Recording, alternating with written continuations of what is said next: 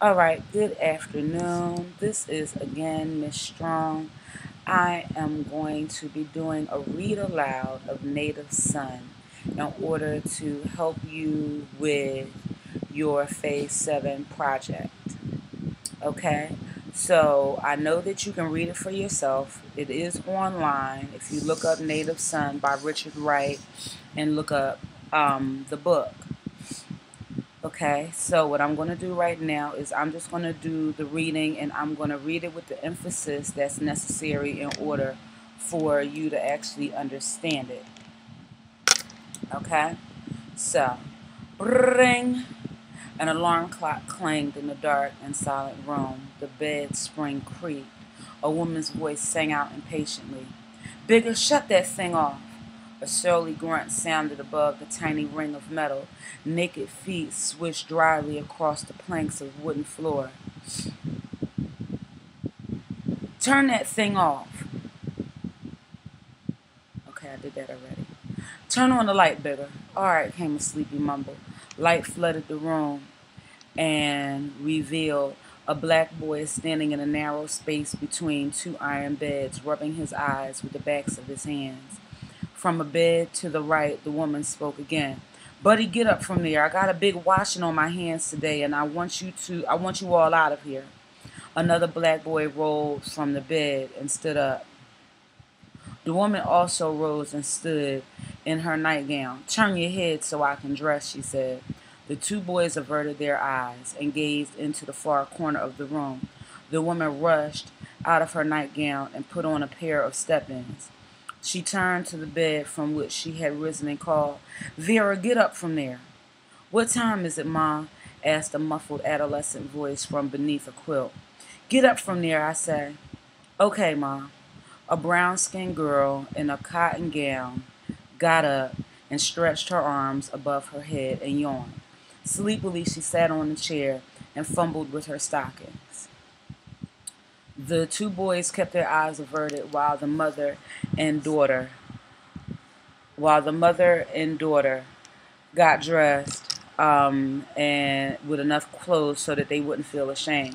The mother and the sister did the same while the boys dressed. So I'm going to pause right there. And my question to you would be, what can you tell by how it is that they are presenting this information? Okay. You just saw that the woman called for two boys to get up out of one bed.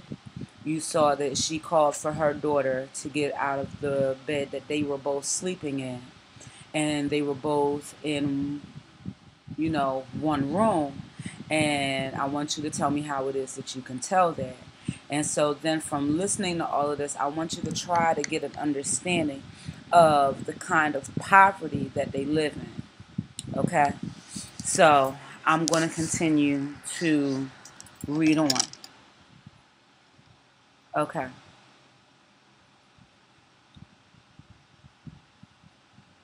Abruptly, they all paused, holding their clothes in their hands, their attention caught by a light tapping in the thinly plastered walls of the room. They forgot their conspiracy against shame, and their eyes strayed apprehensively over the floor. There he is again, Bigger, the woman screamed, and the tiny one-room apartment galvanized into violent action. A chair toppled as the woman, half-dressed, and her stocking feet scrambled breathlessly upon the bed. Her two sons, barefoot, stood tense and motionless, their eyes searching anxiously under the bed and the chairs. And the woman ran into the corner, half stooped and gathered the hem of her slip in both of her hands, and she held it tightly over her knees. Oh, oh, she wailed. There he goes. The woman pointed a shaking finger. Her eyes were round with fascinated horror. Where? I don't see him. He's behind the trunk, the girl whimpered. Vera, the woman screamed, get up on the bed. Don't let that thing bite you.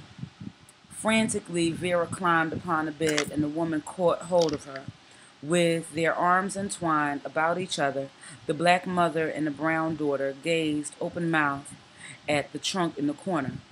Bigger looked around the room wildly and darted to the curtain and swept it aside and grabbed two heavy iron skillets from the wall above the gas stove. He whirled and called softly to his brother, his eyes glued to the trunk. Buddy? Yeah. Here, take this skillet. Okay. Buddy crouched by the door and held the iron skillet by the handle, his arm flexed and poised. Save for the quick, deep breathing of the four people, the room was quiet. Bigger crept on tiptoe toward the trunk with a skillet clutched stiffly in his hand, his eyes dancing and watching every inch of the wooden floor in front of him. He paused and without moving an eye or a muscle, he called, Buddy, huh? Put that box in front of the hole so he can't get out. Okay. Buddy ran to a wooden box and shoved it quickly in front of the gaping hole, and then and then he backed again to the door, holding the skillet ready. Bigger eased the trunk and peered behind it cautiously. He saw nothing. Carefully, he stuck out his bare foot and pushed the trunk a few inches. There he is! The mother screamed again. A huge black rat squealed and leaped at Bigger's trouser leg and snagged it in his teeth, with his teeth hanging on. God damn! Bigger whispered, fiercely whirling and kicking his leg with all the strength of his body. The force of his movement shook the rat loose, and it sailed through the air and struck the wall.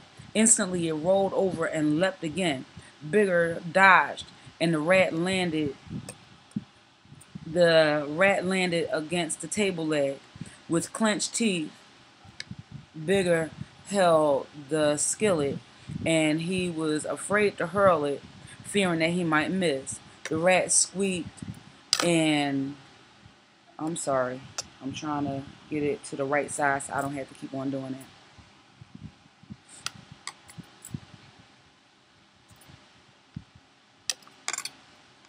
Okay, here it is. Okay. The rat leaped. Bigger sprang to one side. The rat stopped under the chair and let out a furious shriek. Bigger moved slowly backwards toward the door. Give me the skillet, buddy, he asked quietly, taking his eyes from the rat. Buddy extended his hand. Bigger caught the skillet and lifted it high in the air. The rat scuttled across the floor and stopped at the box and searched quickly for the hole. Then it reared once again and bared long yellow fangs. His belly was quivering. Bigger aimed and let the skillet fly with a heavy grunt.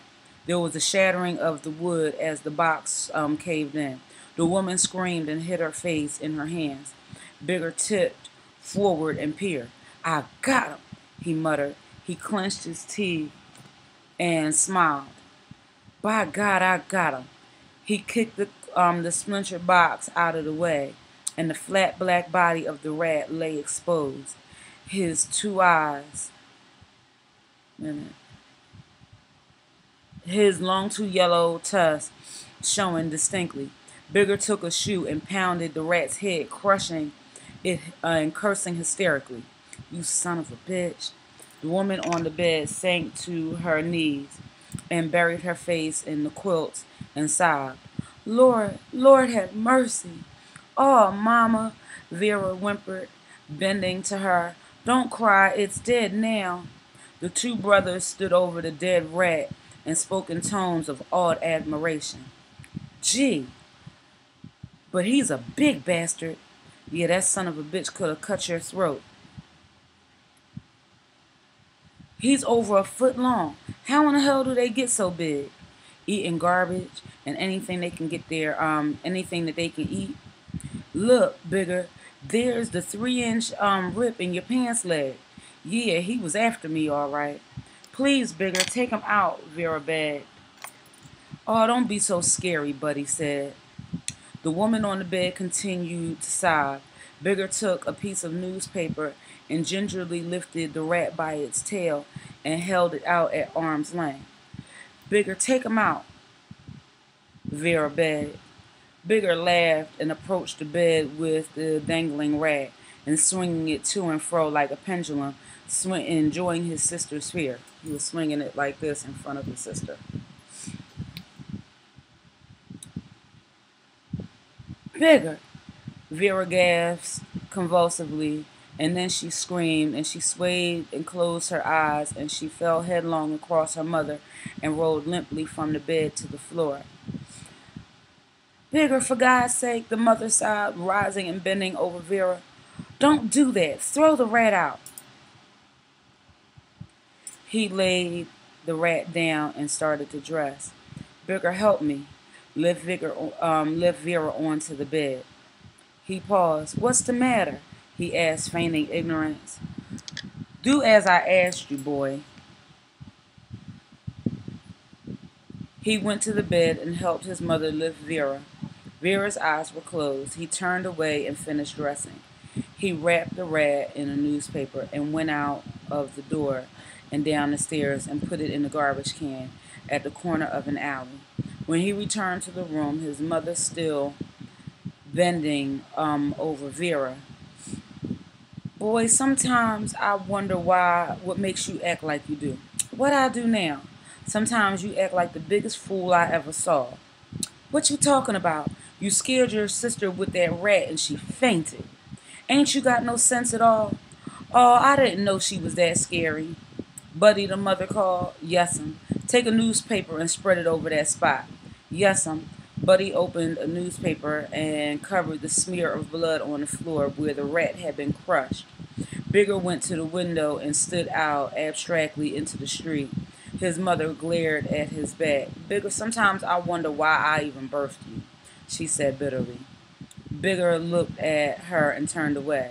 Maybe you oughtn't have. Maybe you ought to left me where I was. You shut your sassy mouth. Oh, for Christ's sake, Bigger said, lighting a cigarette.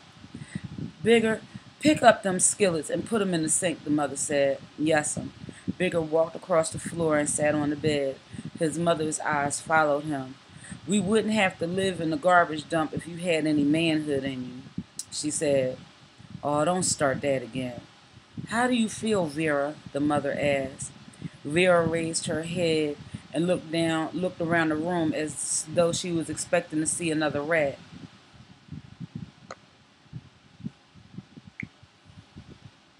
Uh-oh. What did I do? Okay.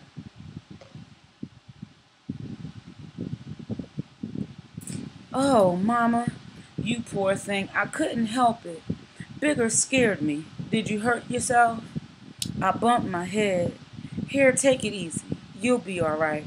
How come Bigger acts that way? He's just crazy, the mother said. Just plain, dumb, black crazy. I'll be late for my sewing class at the YWCA, Vera said.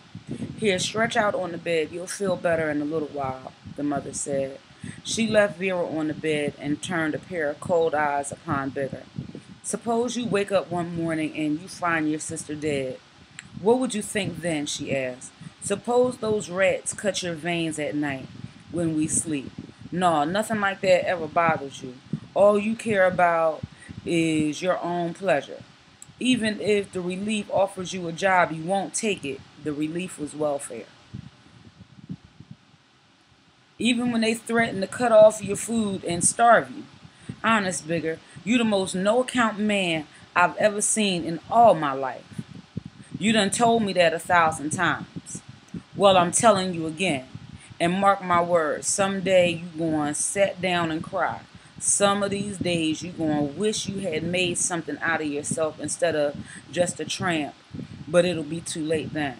A tramp back then was somebody who was like really, really poor. Somebody who didn't have any money. A homeless person. So his mother told him if he didn't get himself together, he was going to be homeless and he was going to sit down and he was going to cry. Okay.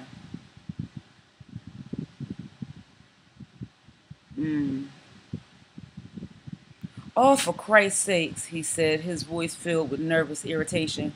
You'll regret how you living someday, she went on. If you don't stop running with that gang of yours and do right, you'll end up where you never thought you would. You think I don't know what you boys is doing, but I do. And the gallows is at the end of the road you traveling.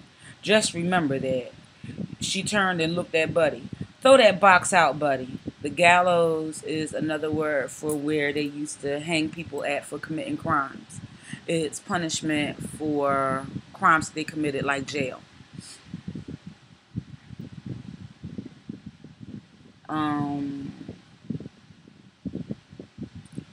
there was silence. Buddy took the box out. The mother went behind the curtain to the gas stove. Vera sat up in the bed and swung her feet to the floor. Lay back down, Vera, the mother said. I feel all right now, Mom. I gotta go to my sewing class. Well, if you feel like it, set the table, the mother said, going behind the curtain. Lord, I get tired of this. I don't know what to do. Her voice floated plaintively from behind the curtain. All I ever try to do is make a home for you children, and you don't care. Oh, Ma, Vera protested. Don't say that. Vera, sometimes I just want to lay down and quit. Ma, please don't say that.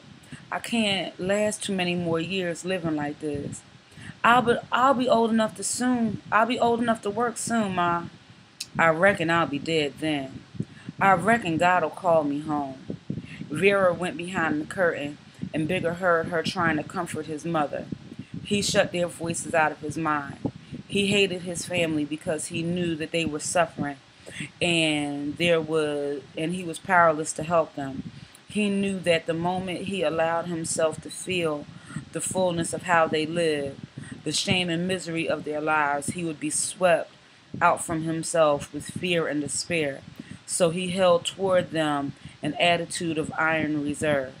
He lived with them, but behind a wall, a curtain, and toward himself he was even more exacting. He knew that the moment he allowed what his life meant to enter fully into his conscience, he would either kill himself or someone else. So he denied himself and acted tough.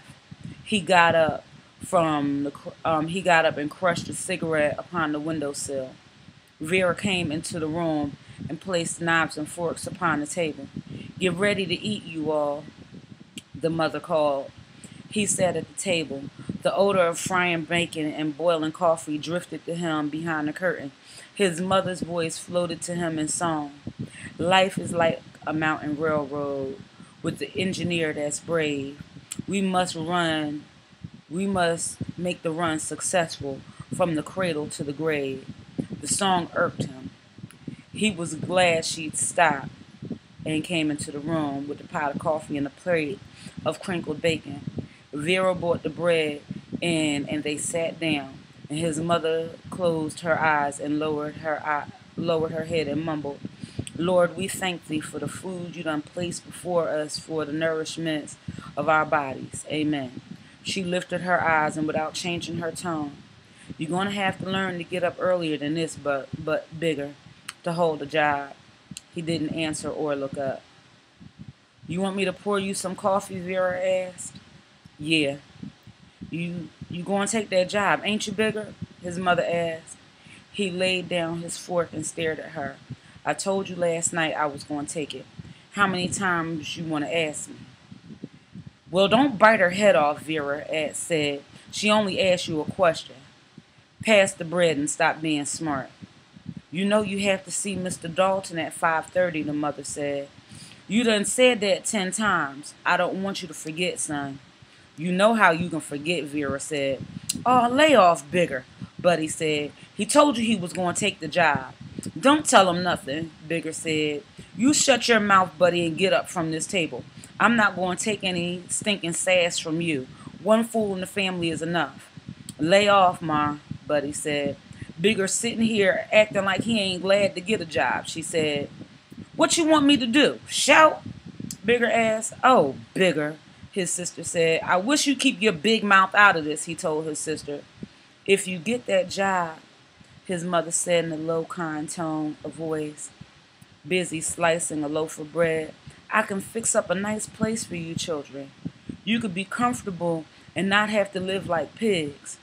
Bigger ain't decent enough to think like that, Vera said. God, I wish you would just let me eat. His mother talked as though she had not heard him and stopped listening. Ma's talking to you, Bigger. So what? Don't be that way, Bigger. He laid down his fork. His strong black fingers gripped the edge of the table. There was silence save for the tinkering of his brother's fork against the plate. He kept staring at his sister till her eyes fell. I wish you'd let me eat, he said again. As he ate, he felt they were all thinking of the job that he was to get that evening, and it made him angry. He felt that they had tricked him into a cheap surrender. I need some car fare, he said. Here's all I got, his mother said, pushing a quarter to the side of his plate. He put the quarter in his pocket and drained his cup of coffee in one swallow. He got his coat on and went to the door. You know, Bigger, if you don't take that job, the relief will cut us off and we won't have any food. I told you I'd take it, he shouted and slammed the door.